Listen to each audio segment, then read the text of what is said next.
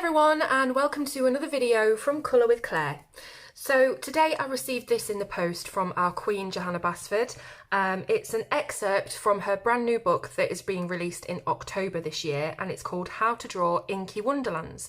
So you've probably heard all about this book already. I've featured the previews a few times on my social medias, and it's a bit different to what we're used to from Johanna. So we know her best for Secret Garden, Enchanted Forest, Lost Ocean, Magical Jungle and Ivy and the Inky Butterfly. But now she's brought out a book showing us exactly how she does these amazing drawings that she creates for us in our colouring books. So not only is she showing us how she does it, she is teaching us so that we can do it ourselves, which I think is absolutely just very, very generous, and it's fantastic. But if you fear, the fact that you can't draw, or you just worry about adding in bits and bobs of your own to the image in case you ruin it, I know that happens to me all the time because I cannot draw.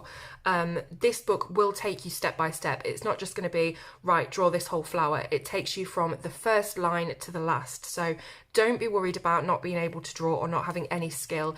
It really is very, very simple once you get the basic mechanics of it. So this is not the actual book. It is an excerpt. It's unedited, and it's just showing you a few of the rough pages that are going to be in the book when it comes out in its completion. So it is kind of a bit like a booklet. On the back we've got a little bit about Johanna there, and yes, it says not for sale, on sale October the 15th, so that is the release date of the actual book. This is just for promotion purposes. So let's have a look inside. Let me move my tea and have a look. So we've got a bit of an introduction here from Johanna. It says, I'm going to share a secret with you, one that the art world has been trying to keep quiet for centuries. Drawing isn't a talent, it's a skill. And it's a skill that anyone can master. I'm living proof of this. I was never the best at drawing in my class, but here I am. Would you have guessed that? I've made a career from drawing pictures. How? Because I cracked the drawing code. Method plus imagination times practice equals drawing. In this book, I'll show you step by step how I create my illustrations. For example, I'll walk you through the method that I use to draw a stemmed flower. Once you've mastered the basic formula, you can try changing a few elements, such as a different shaped petal here, an extra leaf there. By playing with the recipe, you can create an infinite number of variations. It's not hard, you just need to know a few tips and tricks, then practice, the more the better. In this book, you'll find step-by-step tutorials, artwork for you to complete or colour, and ideas for your own drawing projects. I've split the book into 3 different realms for you to explore: garden, ocean and forest. I want everybody to have the confidence to pick up a pen or pencil and make their mark. You don't have to be an artist or own an easel, and you certainly don't have to create a masterpiece each time you draw. All you need to do is start. Find a pencil and doodle a little flower in the corner of this page. Go on, I know you can do it, from Johanna. So let's have a go. This is the kind of flower that I would doodle when I'm on the phone and you've got a little pad in front of you and you just end up doodling. So this is my idea of a flower. So you can see how incredibly rudimentary my flowers are compared to Johanna's work. But the thing that I'm taking away from this introduction, because I believe this will be the introduction of the real book, is that you're going to be able to actually create everything that Johanna has shown you in the past in her colouring books. You're going to be able to recreate that and add to each one of the pages. So for example, if there's a huge expanse of background or sky that you want to fill, you'll be able to add certain different elements. Maybe it will be some flowers across the bottom of the page, but you want to add even more blooms and blossoms. You'll be able to do that in Johanna's exact style, so it looks just like it's been created for the book itself. So I'm going to say that it's going to be a fantastic resource for anybody who enjoys colouring books, whether it's Johanna's or other colouring books. If you want to learn a craft and learn from the master, basically, then this book's going to be fantastic for you. So here we go. Blooms is the first one. It says, most flowers begin as a simple dot or circle. Each of these blooms can be drawn in 5 simple steps. Draw steps 1 through 4 in pencil, then go over your pencil lines in ink, adding detail and embellishments. Finally, erase the pencil lines. Practice your flowers on a sheet of paper. So let's have a go. Let's choose one of these flowers. So I'm going to go for what looks to me to be quite difficult. I'm going to go for this one here. I've got my pencil So here we go, we start off at step 1 with the little plus. So I'm just going to do one here. So there we go, got a plus. Then we've got to draw this petal shape. It's kind of a teardrop shape, and that joins on to the horizontal lines of our cross. So let's give it a go. It's not too bad. And then we have to do another 2 also joining on to these lines. So I might have to just move a little bit to adjust. Let's see. Oh, that's not too bad. And it's trying to also keep the shape in your mind as you go round. I often sort of just lose it along the way, but it doesn't look exactly like Johanna's. It's a bit narrower and a bit flatter and a bit squashed, but I'm going to continue. So then we have to go over, we have to overlap with these kind of odd, not quite circular shapes at the top. So we start from the vertical point of our cross and we go over and we give a little bit of a crinkle in the top. And then I might just come around from the bottom and join it on there. So, because sometimes you find if you're going round all in one way, you can kind of mess up on the way. So sometimes it's better to meet in the middle. It is for me anyway. And then here at the bottom, we have another one of these teardrop shapes. Okay. And then we'll go with another one of these petals with a little crinkle. And I'll meet myself again from the bottom. There we go. Oh, that's not too bad actually. That's quite easy. And then we have to ink it. So following on from Johanna's little inked piece here, we can see exactly what she's done and which lines we need to ink and which lines we need to leave and then rub out at the end. So thinking about that now, I'm pretty sure I haven't got a rubber to hand, which would have been really helpful to get sorted before I started the video, but never mind. Obviously when the real book comes out, I will do a much more in-depth review and try loads more of these techniques. So just following the lines I've already done, and if you do use a sharp pencil, you will make an indent in the paper, which is really handy for when you use your pen because it seems to follow the indent. And then from here, and this is a funky style. Let's just do this bit first. I'm constantly referring back to this. Let's make sure that we've got all of our outlines in. Okay, so that's all of the outlines, I think. And then this kind of curves inward. So up like that and then back. And again on the other side, so kind of in and then out, kind of like that. And then we've got a little bit of an upside down flame shape in the middle. So let's give that a go. Okay, so obviously it's not as perfect as Johanna's, but that will come with practice. As she said in the original introduction, sorry, I've just realised as I was speaking that I've not put on the little knobbles that she has on the end of the petals, but that's okay. It doesn't have to be a carbon copy of exactly what Johanna's done, because all flowers are different. So I'm just adding these little arrows in here and one at the top. I think I've not left enough space there on that top petal. Again, that's something that will come in time. I suppose that's the good thing about doing it in pencil first, is you can rectify it in pen, but I didn't really take a good look at what I'd done before I started inking. So let's add a few little dots. There we go. And yeah, I don't think I've got a rubber, which is something that is such a basic item that I should have on hand. Oh, let me see. Oh, I've got this tiny little Tombow Mono. Let's have a go with that. So just rubbing out all of those pencil lines. This is absolute rubbish. Look at this. It's a wonderful eraser, you know, when you use it on very small areas, but if you try and use it over a large area, it'll just break to bits. So maybe it would be a good idea to use a softer pencil. Like I'm using a HB, I think that's pretty much in the middle, isn't it? But maybe to use a softer pencil and then you won't get such harsh lines. But there we go. So that's my go at this flower, and it is very squashed. Looking at them side by side, it's not perfect, but I'm sure with practice I can achieve that kind of level. If I'm getting that straight away, I'm sure that I can. Should we have another go? Let's try something maybe a little bit easier. Let's have a go with this one here. This one looks a bit like a 4-leaf clover. So what do we have to do here? So for number 1, we need to draw kind of like a crosshair.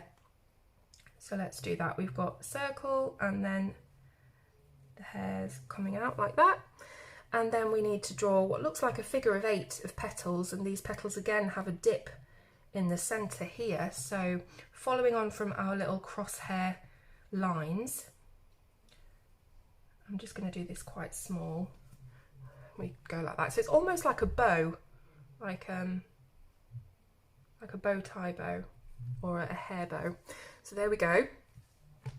And then we have to add on the other 2 over here. So I've done this really small, so I've got to try and keep it in perspective. So let's, how's that? That's okay, I think. There we go, that's not too bad. And then next we have to add a few little triangles in. There we are. And then we go all around the whole thing with an outline. So again, it's that practice of keeping your hand completely in control of what you're doing, because I'm trying to keep the exact same amount of space between the lines, and as you can see I'm failing miserably already. But again, that's what you do pencil for first and then you ink it. So let's have a go. Whoops. Okay, so inking now, and I'm looking at this finished inked piece just in case there's any little bits that Johanna's thrown in at the end there that we need to have a look and follow. So we've got our little spikes, and then our petals, which I think came out okay, the inner petals, and then from there we have a little line.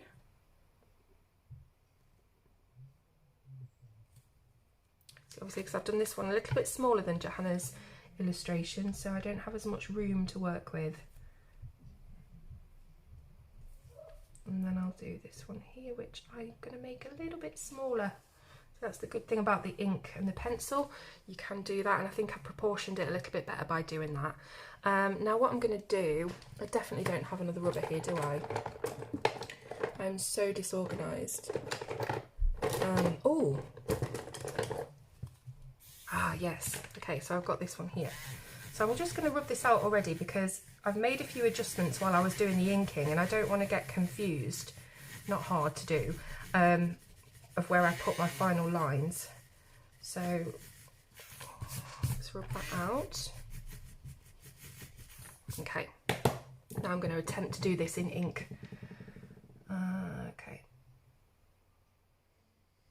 And just, there's no rush as well. I often rush through these things, and that's probably why I end up messing up, but there's no rush. So I need to try and remember that.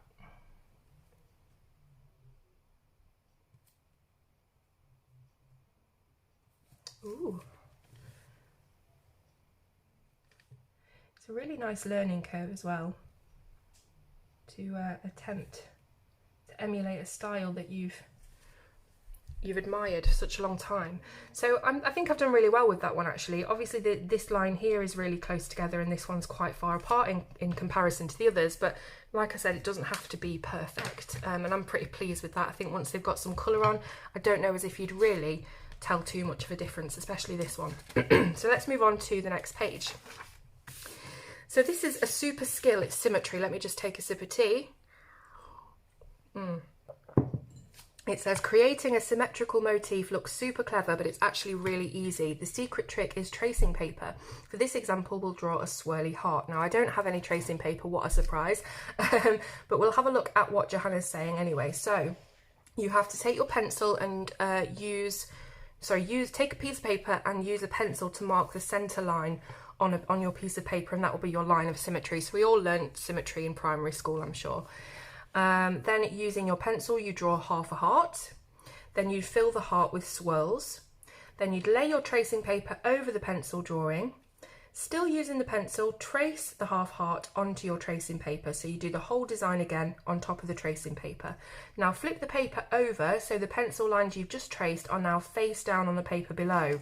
And then when you line up the tracing paper, the two halves will meet. That's when you will use your pencil to scribble on the reverse of the tracing paper, and it will transfer the trace into the paper below. When you remove it, you will have a fully drawn pencil heart on the paper below. And she's given you a little tip here to hide the connection between the two halves by overlapping some leaves or adding additional small elements. So if you end up, when you've traced it and you've done the symmetry, if you end up with a little bit of a gap down the centre, she's just saying to add in some more flowers and leaves. So for example, on this heart that she's drawn here, you can see that she will have done everything this side first. Now we have got some flowers that are overlapping, so I'm guessing that they are done last. So she would definitely fill everything in that is fully on this side, and then do the other side, and then fill in any gaps in the centre. So also when we get Johanna's new book, it will have loads of different pages for you to colour as well. It's not all going to be about drawing. I mean, that is the main theme of the book, but there will be different pages to colour. You can colour this heart, for example, and then these 4 little spherical motifs here, which is the next thing she's teaching us how to do. So it's one of my favourite things of Johanna's, these little spherical motifs. I really like things that are contained in, you know, in a border and not just left loose on the page. So this is perfect for me, and she's telling you exactly how to create those spheres. So you'd start by drawing a circle with a compass, then you draw 3 circles within it where your main flowers would be. Don't worry if you go over the outline, she says. This will keep the sphere from looking too rigid. So you can see here, none of them are completely circular. They all have something poking out or rough edges.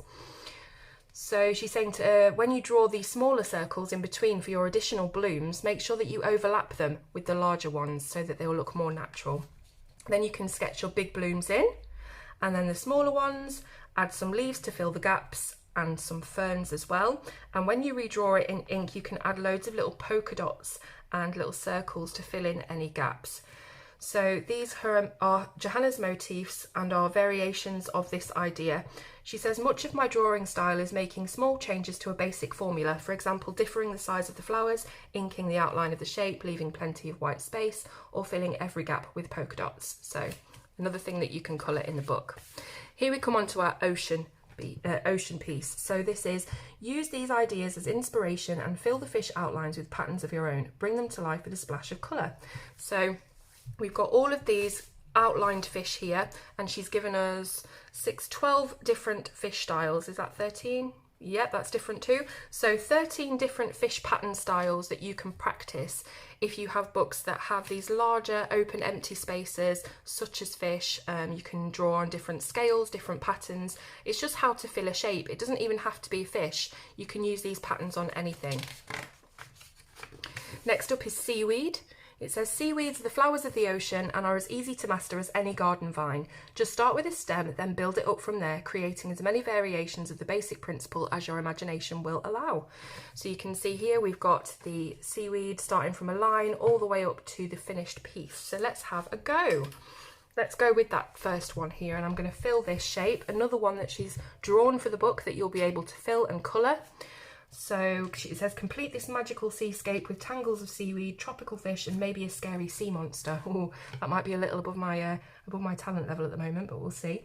So I'm going to do this one first. It's draw the kind of very loose, stretched S shape.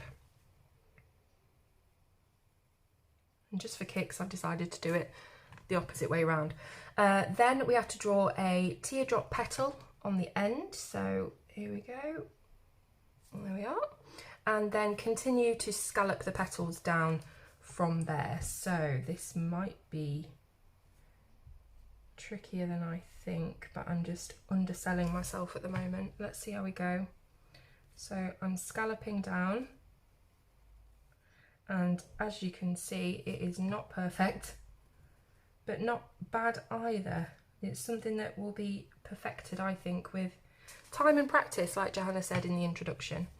And then we've got the other side.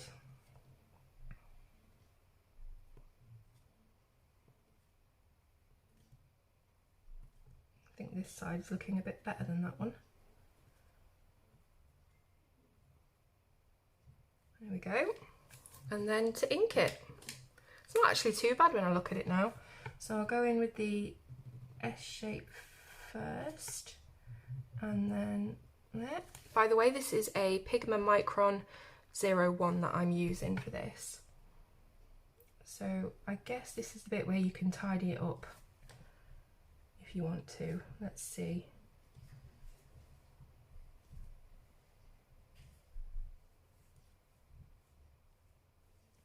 It's not too bad for a first go.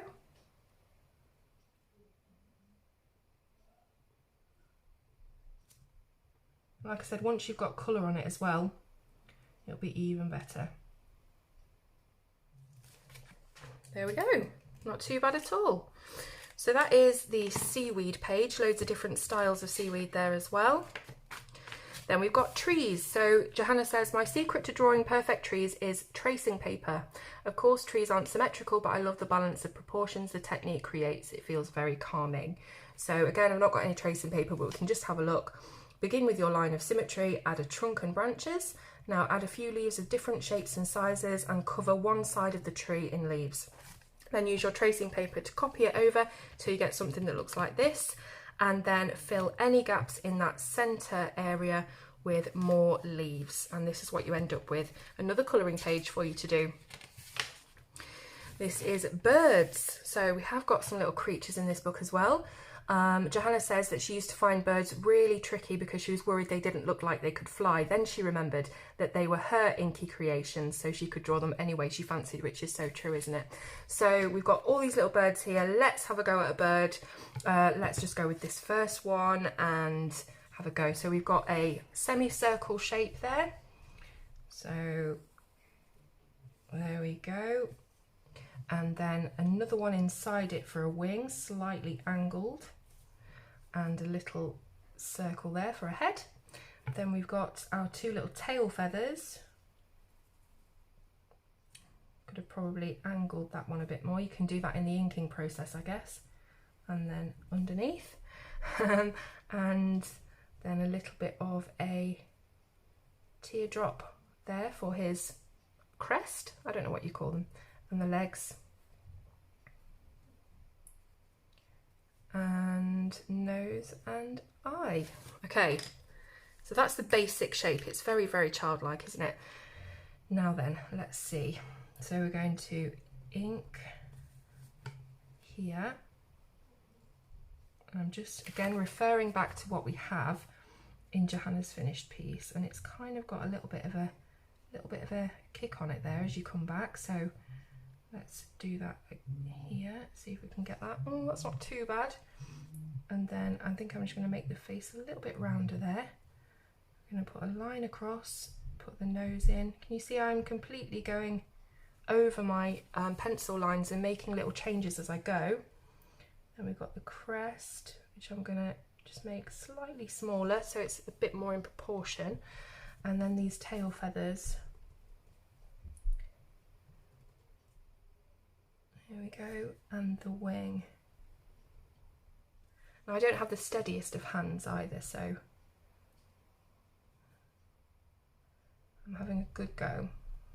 Here we go. Okay, so little decorative lines here, a few little dots there, some little ruffles here as well, and I think that's it. Let's have a look when we erase our pencil.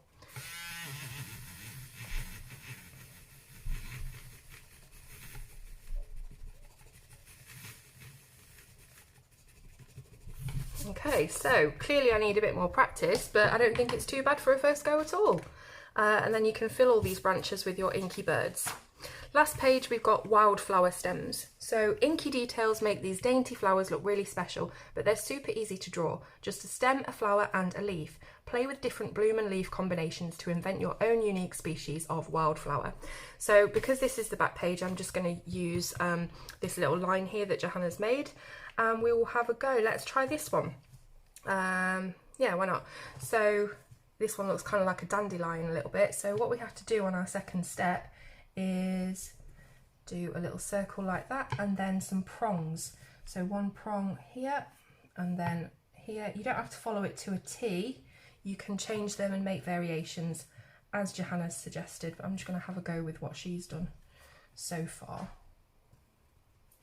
So there we go, there's my little prongs, and then we've got little buds on the end, so made up of these little 4-petal buds.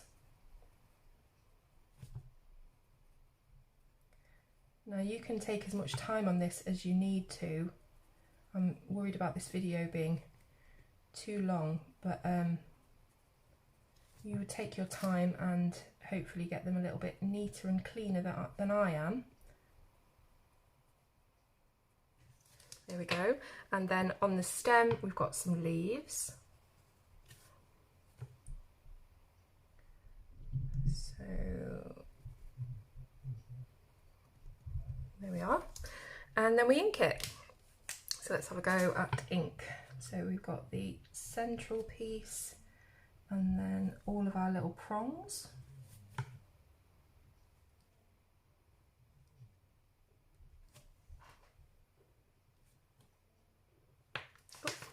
Have a sip of tea. So sometimes you need to turn the book around and get it into a more easier position for you to do your lines, because that one just went wrong because I was really twisting my wrist there. So going around, doing my little bits, little buds on the end.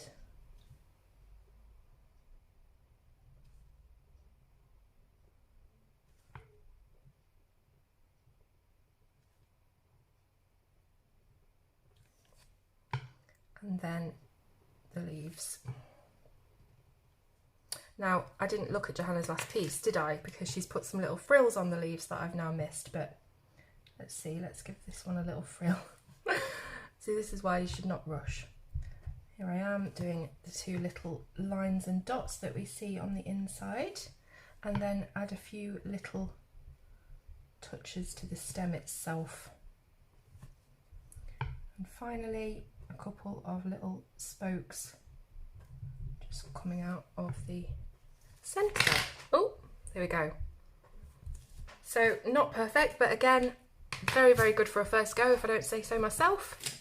And there we go. So that is your little preview of all of the techniques, or some of the techniques, not all of the techniques, that Johanna is going to be showing you in her brand new book released in October. I'm going to put the pre-order links in the description for you to pre-order this wherever you are in the world, because I know you're going to want to grab your copy as soon as possible, or even put it on your Christmas list, because it won't be too long by the time this book comes out before Christmas. So thank you very much to Johanna and everyone at her studio for sending this out so I can show you all, and let me know what you think in the comments. Okay, I'll see you next time on Colour with Claire.